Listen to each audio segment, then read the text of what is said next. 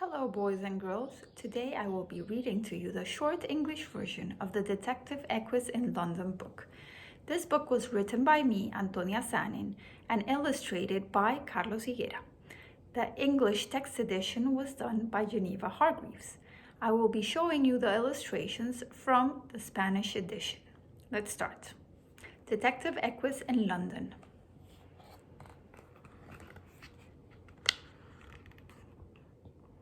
In the city of London, England, the largest cut diamond in the world was stolen by a superhero, not a villain. He was known as Tornado Man because he could fly by spinning and twisting and twirling and whirling up to 68 meters high.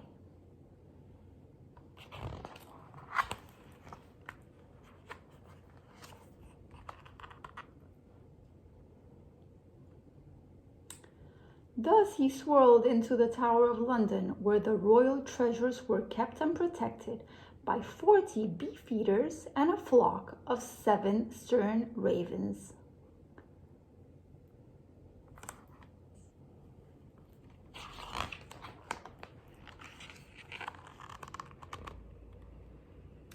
The guards were elated to see Tornado Man until they realized that he was slipping into the jewel house as the security alarm of the vault began to ring. When the beefeaters went in, they discovered that the famous diamond of the Scepter of the Cross had disappeared. The guards found a miniature version of the gem with a note attached. It said, "Lend me this diamond for a big celebration that will be held in the city's most dazzling place. I will host a party to which Londoners are cordially invited. Whoever brings the small diamond that I here leave, the large one shall retrieve."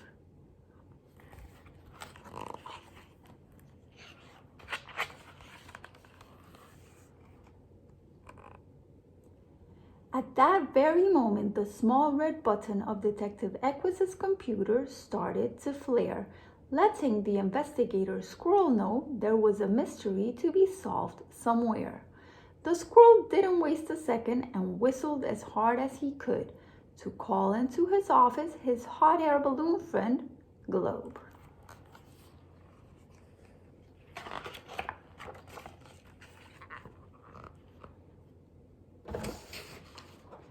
Globe arrived with a disapproving look on his face. He thought it was a total disgrace that even though he worked so hard on each case, only the squirrel was ever acknowledged. Detective Equis empathized with his friend and had told him that he would look into a way for him to be recognized. However, the squirrel's whistle meant he needed transportation. Had he ignored his promise without hesitation?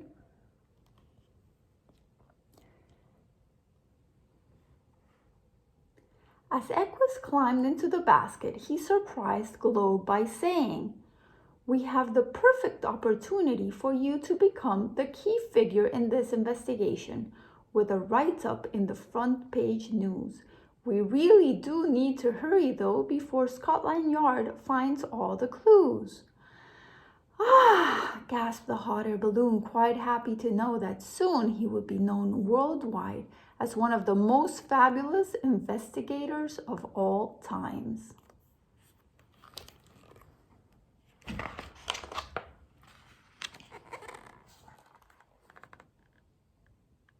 Mid-air, Detective Equis explained why they needed to find London's most dazzling place. Tornado Man took Queen Elizabeth II's huge diamond.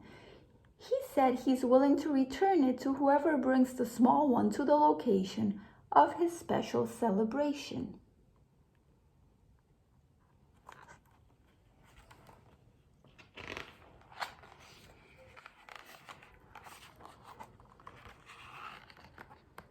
The hot air balloon skillfully found the perfect airstream to float across the Atlantic Ocean into Europe.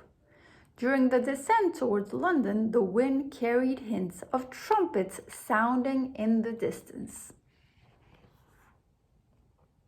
Equis and Globe were aware that to solve this case, they'd require help from someone who knew the city well. Who could show them to the dazzling place that they needed to find?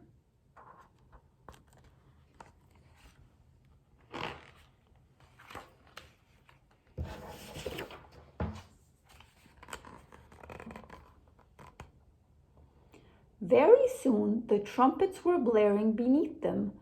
When they looked down, they saw the marching band for Buckingham Palace's changing of the guard.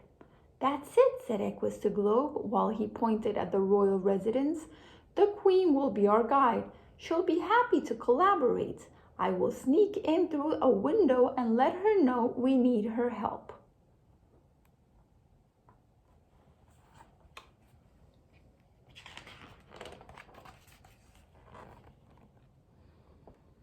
The squirrel let himself into the palace through a balcony, where he found the Queen taking a nap in her favorite chair. She slept so still that there wasn't even the movement of a hair. The detective approached her slowly and began to sniff. His whiskers tickled her and she started to giggle. But when she opened her eyes, she quickly realized that an insolent, furry animal with a rucksack and a hat had dared to come in and scare her in her sleep.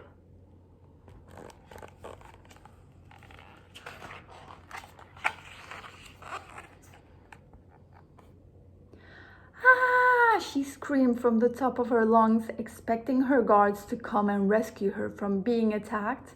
But the guards never arrived. The sounding of the trumpets was so loud it covered the Queen's cry. Equis swiftly took out his paper and pen and wrote her a message. It said, "We need your assistance to track down Tornado Man. He has your big diamond and is willing to exchange it for the miniature one left behind at the Tower of London." The Queen was calmed. She gave the squirrel a brilliant smile and showed him that she had the small diamond that Tornado Man wanted. She was excited. She couldn't believe that she was about to go on an adventure. She had dreamed of this moment for what had seemed like forever.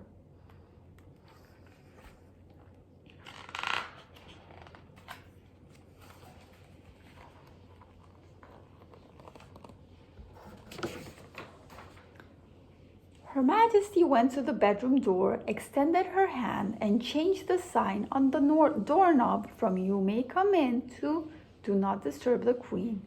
She then turned to Equis, her new friend. She said she needed to go undercover or else she would be recognized wherever they went, and to Buckingham Palace she would swiftly be sent. The squirrel had heard of Camden Town, where there were punks galore. He suggested they go there first and get a punk rock look for them both. They hopped into the Globe's basket and headed to that part of town, flying over the Thames River and the limestone buildings that in London abound. It didn't take long to get there, and in no time, two punk rockers came along with a bag full of hair clips, scissors, pomade, molding gel, hairspray, and a comb. The Queen was greeted with a small bow of her stylist's head, and then, with all the due etiquette, the man started working with care.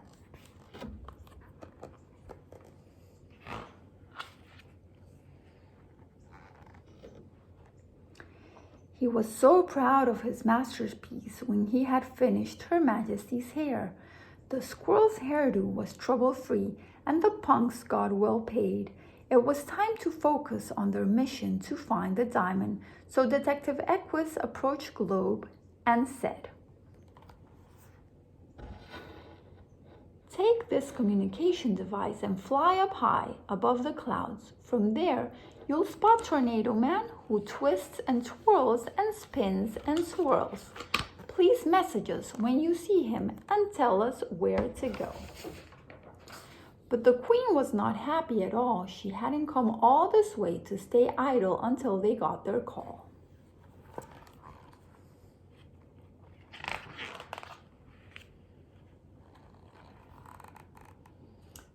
She suggested they too should go somewhere up high. The best place would be the Ferris wheel called the London Eye.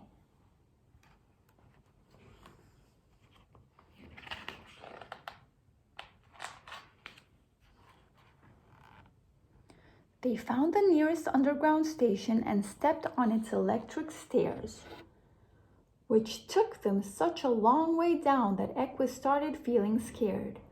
To take his mind off his fears, the squirrel tried to concentrate on the posters on the walls that informed Londoners of cultural events.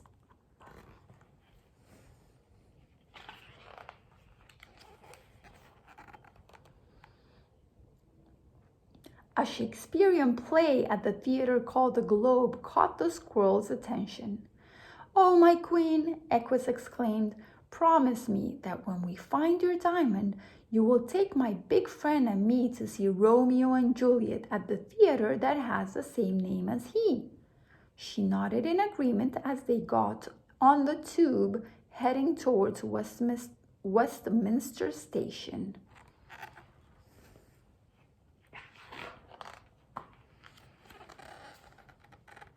Once there, they took another long escalator ride up and found themselves facing Big Ben's enormous clock.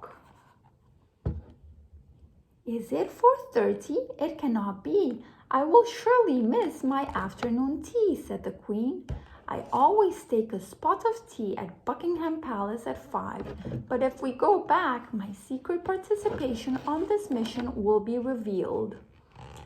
Not wanting to be exposed, she suggested, "Let's stop our diamond seeking for a bit and go to the Ritz, a grand hotel that is near here, for high tea, but we'll need to abandon our getup for more appropriate attire." The Queen and the squirrel looked around and happened to see two judges from Parliament wearing traditional periwigs. Equus climbed a tree and snatched the hairpieces from their heads. Obtaining the wigs had not taken much time, so Her Majesty invited the detective to take a peek at her favorite place in town. They headed towards Westminster Abbey, the church where she had been married and crowned.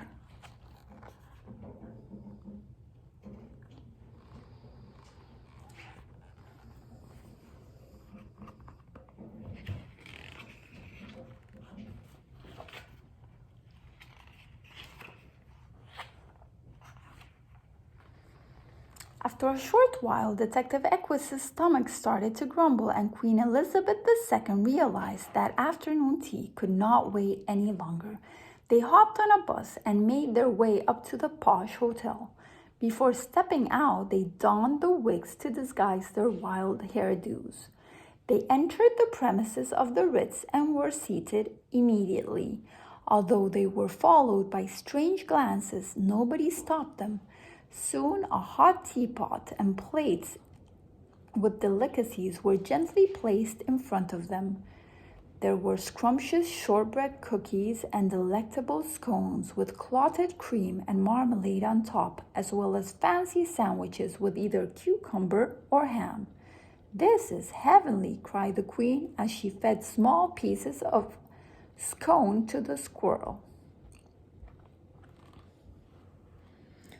Once finished, they got onto one of London's iconic black cabs, and the Queen courteously asked the driver to head towards the London Eye.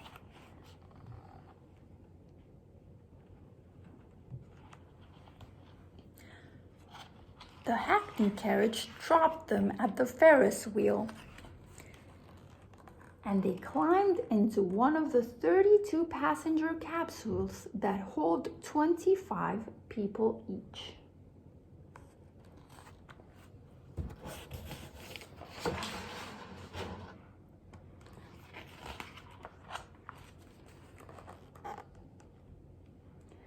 Equus found a comfortable place on the Queen's high heels to prevent himself from being stepped on.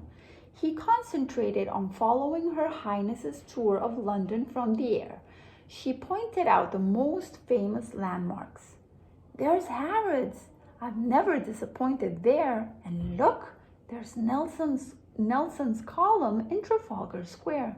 And there's the Thames, and a bit further, the Tower of London, next to the Tower Bridge for boats to go under. The Parliament and its Big Ben. You could sit and admire them till 10:30. Westminster Abbey, St. Paul's Cathedral, and even the Gherkin. They're all magnificent. But I feel I haven't shown you everything. Something's missing, and it's not small. By golly, it's Piccadilly Circus, which with its lights so bright should be the most visible of all, said Elizabeth II, puzzled. When she took a closer look towards the place where Piccadilly Circus stood, the Queen felt dizzy and her vision became blurry. At that precise moment, the detective's communication device started buzzing, and Her Majesty quickly regained her composure.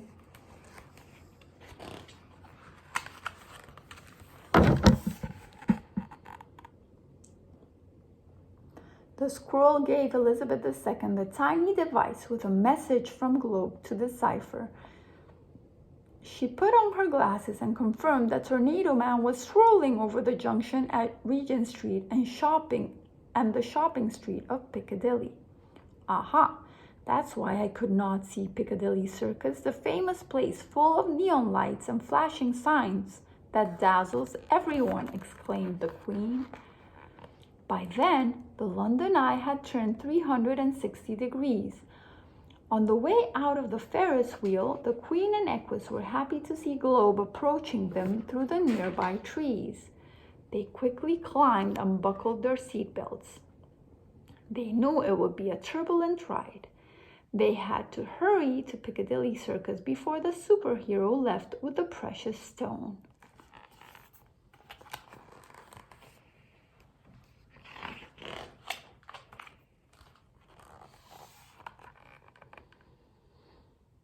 As they got close, it felt like they were approaching a cyclone. The whirlwind began to slow its pace and split in two, each half with a face.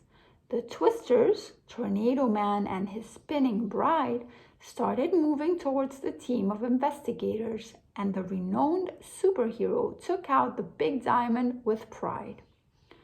I wanted this special day to be totally unforgettable for my beloved, and for that we had to celebrate magically. Tonight, the Star of Africa, as this beautiful diamond is known, has symbolized the great love that I have for her. We are ready to return your diamond and retrieve our small gem, for that is the one my darling will wear around her neck, revealed Tornado Man. How did you know we had the precious stone you left behind? How do you know who we are? Asked the disguised Queen. We know everything, Your Majesty. The special powers of superheroes are supreme, responded the beaming bride. Elizabeth II reached under her collar and took hold of Tornado Man's miniature gem. Before she had a chance to pass it to the newlyweds, Equis politely requested for the hot air balloon to handle the exchange.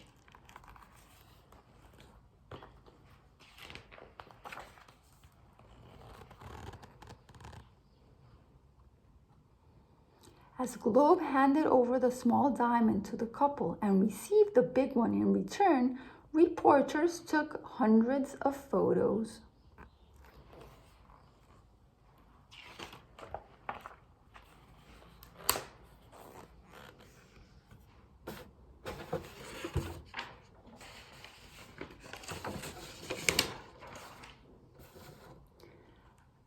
After expressing their gratitude, Mr. and Mrs. Tornado left for their honeymoon, and Globe with his passengers hurried back to the Tower of London.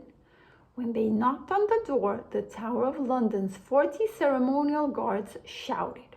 The Beefeaters were curious to know who had arrived and what they were after.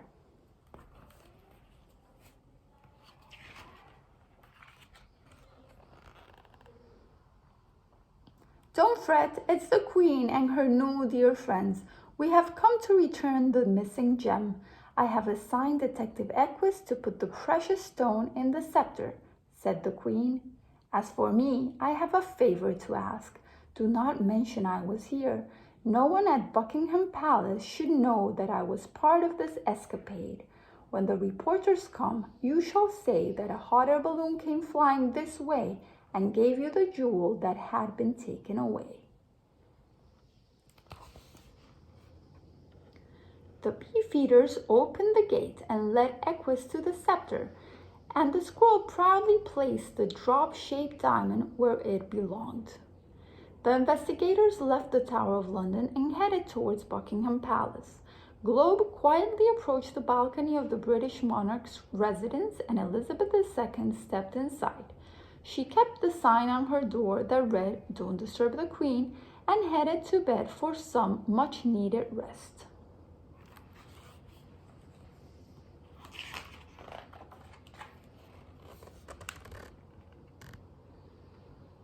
The next day, the newspaper was delivered. The frontline news was about a new hero in town whom no one had ever heard of.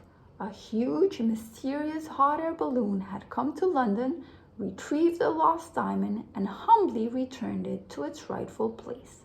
The Queen took pictures of the newspaper article to send through the communication device to her investigator friends.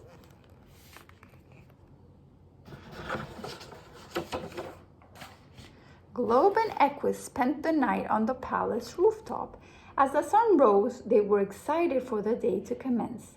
The good news sent by Her Majesty brightened their day even more, as they confirmed the whole scheme had been a success.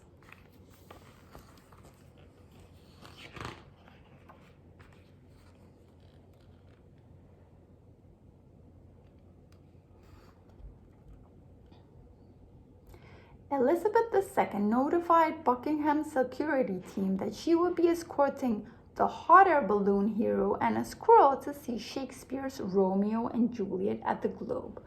Although the royal officials were not pleased, the Queen went ahead with her plan.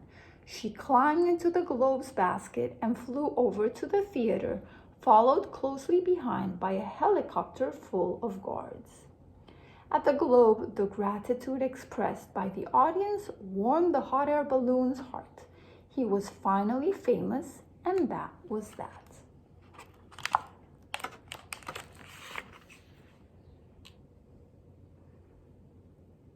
The end.